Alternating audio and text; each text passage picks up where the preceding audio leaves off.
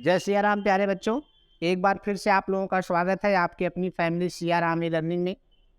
आज human geography की class को हम आगे बढ़ाते हुए जनसंख्या स्थानांतरण या पॉपुलेशन माइग्रेशन के बारे में पढ़ेंगे।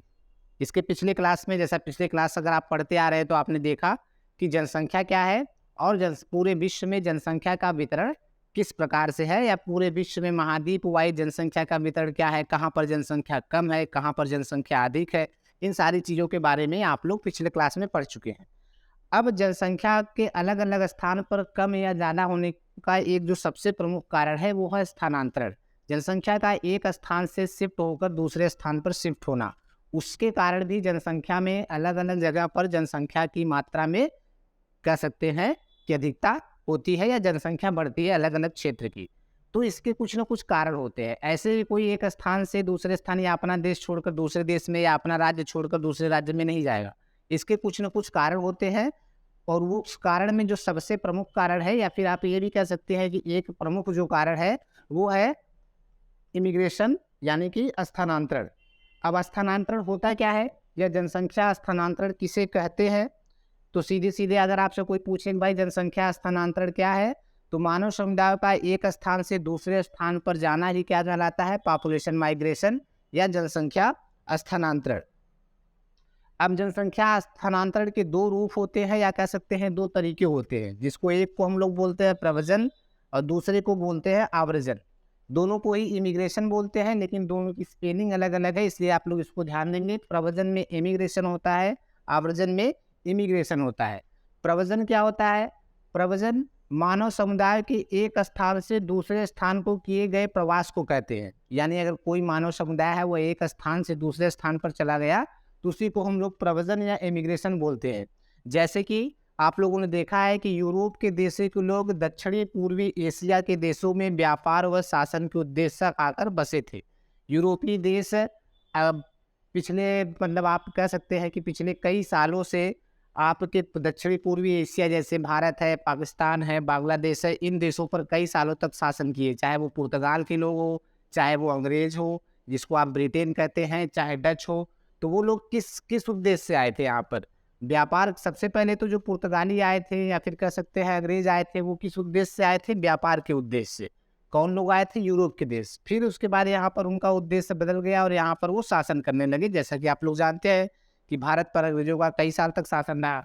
तो इस तरीके से अलग अलग उद्देश्य वो लोग आए, तो उद्देश्य उनका अलग अलग था, लेकिन उनका स्थानांतरण यूरोप से किधर की तरफ हुआ? यूरोप से कुछ लोग किधर आ गए? भारत में या फिर दक्षिण पूर्वी एशिया में। इसी को हम लोग क्या बोलते हैं? प्रवास, या फिर बोल सकते हैं प्रव्रजन या इमिग्रेशन। ये तो मान लीजिए कि ग्लोबल रीजन था प्रवास का। इसके अलावा भी छोटे छोटे स्तरों पर भी प्रवास होता है या इमिग्रेशन होता है, या फिर आप बोल सकते हैं कि माइग्रेशन होता है, जिसे आप लोग पॉपुलेशन माइग्रेशन बोलते हैं। उसी तरीके से जो नेक्स्ट टॉपिक है आपका आव्रजन या इमिग्रेशन, क्या होता है? आव्रजन मानव समुदाय, किसी मानव समुदाय के विभिन्न क्षेत्रों एवं स्थानों से किसी देश या प्रदेश में आगमन को कहा जाता है। किसी भी मानव समुदाय का जब वो अलग अलग क्षेत्रों से किसी एक निश्चित स्थान पर आते हैं, तो उस निश्चित स्थान पर उसको आव्रजन कहा जाता है, या फिर क्या कहा जाता है? इमिग्रेशन। जैसे मान लीजिए भारत है या फिर उत्तर प्रदेश है, तो उत्तर प्रदेश में अगल बगल के राज्य के लोग उत्तर प्रदेश में अलग अलग कारणों से आते हैं।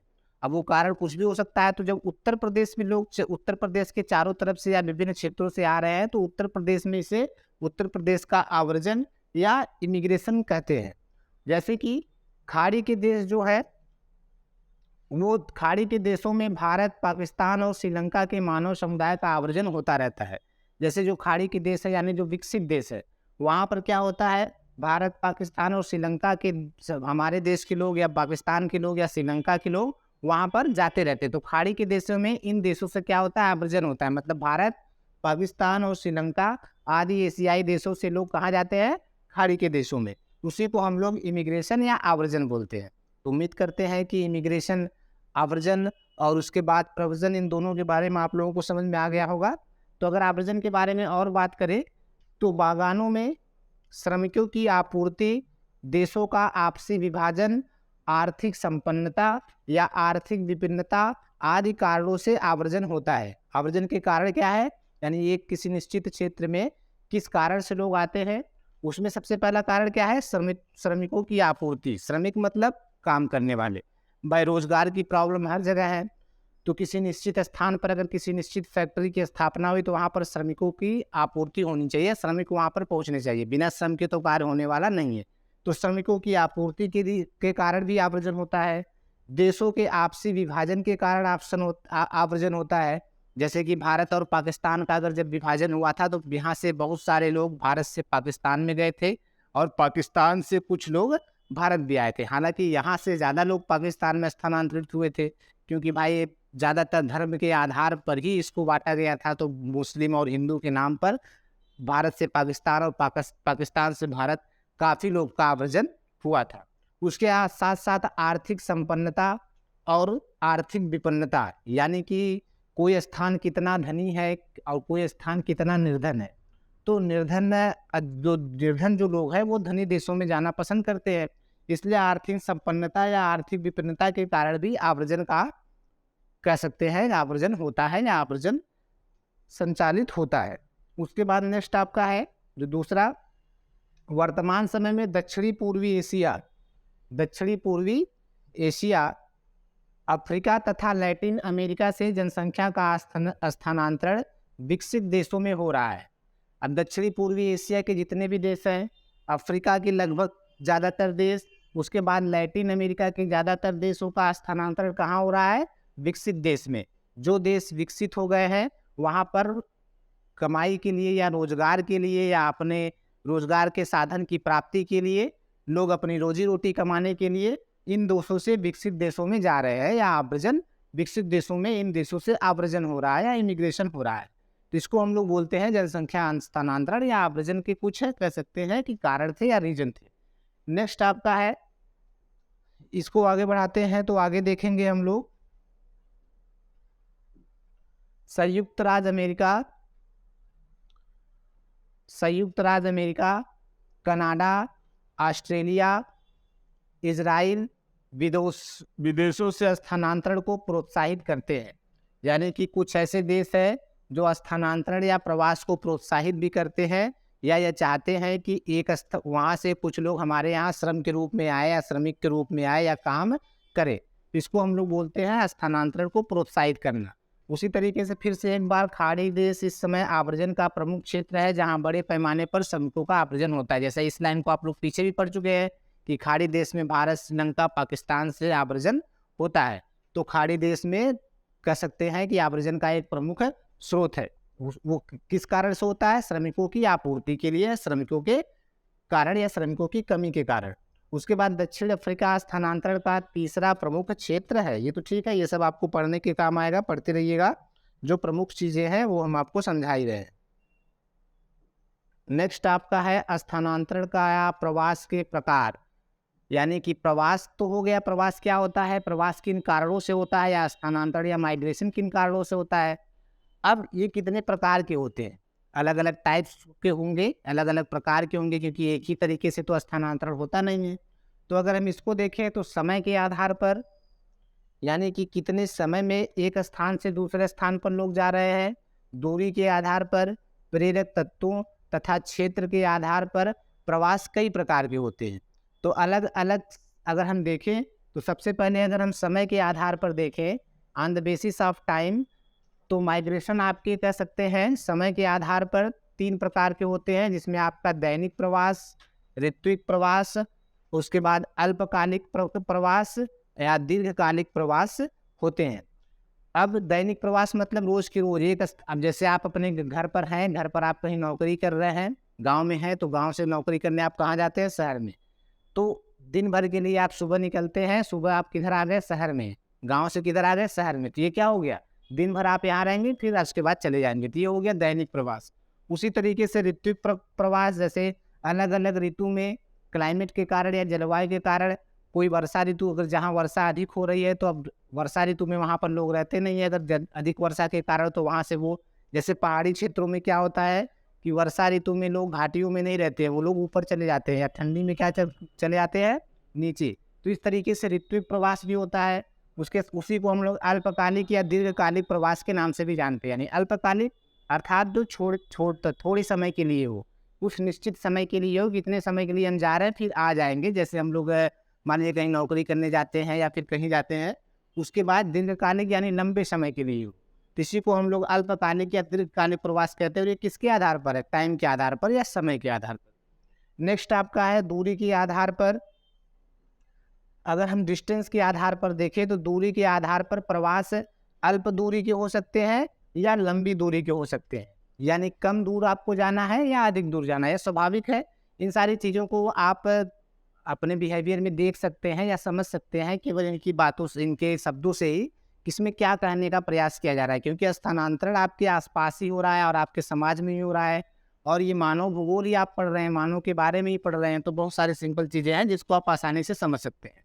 तो दूरी के आधार पर प्रवास दो तरीके के होते हैं या दो प्रकार के होते हैं, एक अल्प दूरी का प्रवास और एक लंबी दूरी का प्रवास। उसके बाद अगर हम देखें तो प्रेरक तत्वों के आधार पर, प्रेरक तत्व का मतलब है, अब इसमें प्रेरक तत्व तो शायद कुछ लोग परिचित ना हो, तो प्रेरक तत्व मतलब जिससे प्रेरित होकर आप स्थानांतरण कर रहे हैं या जिसके कारण से आप एक स्थान से दूसरे स्थान पर जा रहे हैं।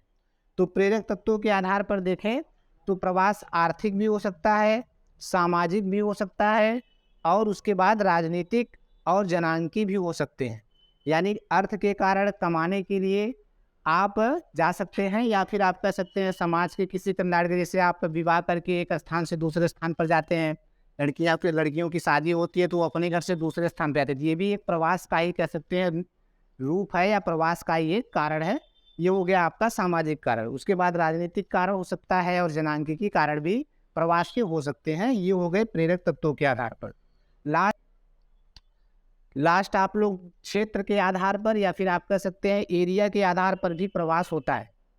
एरिया के आधार पर भी प्रवास होता है, जिसमें प्रवास देशांतरिक हो सकते हैं या अंतर्राष्ट्रीय हो सकते हैं। मतलब ये देशांतरी मतलब एक देशांतर से दूसरे स्थान पर, जिसको आप लोग क्षेत्रीय प्रवास के नाम से भी जानते हैं।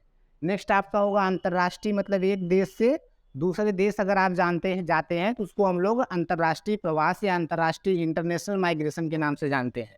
अंतर महाद्वीपीय, जब आप एक कॉन्टिनेंट से दूसरे कॉन्टिनेंट में जाते हैं तो उसको हम लोग अंतर महाद्वीपीय प्रवास या माइग्रेशन के नाम से जानते हैं।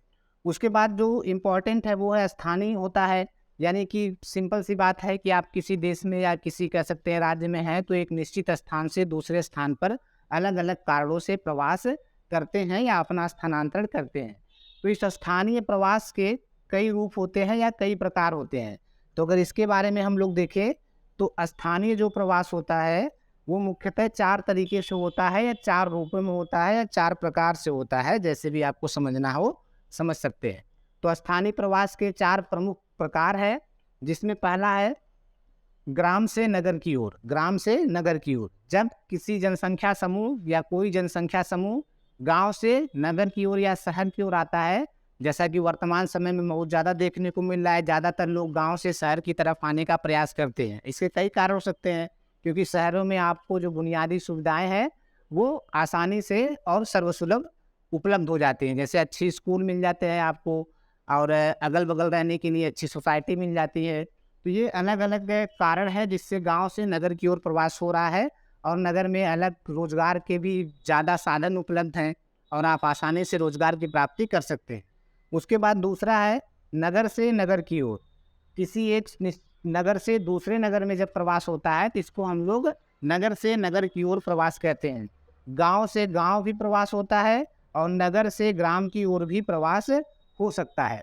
अब वर्तमान समय में इन्वायरमेंट इतना दूषित होने पर, या फिर आप कह सकते हैं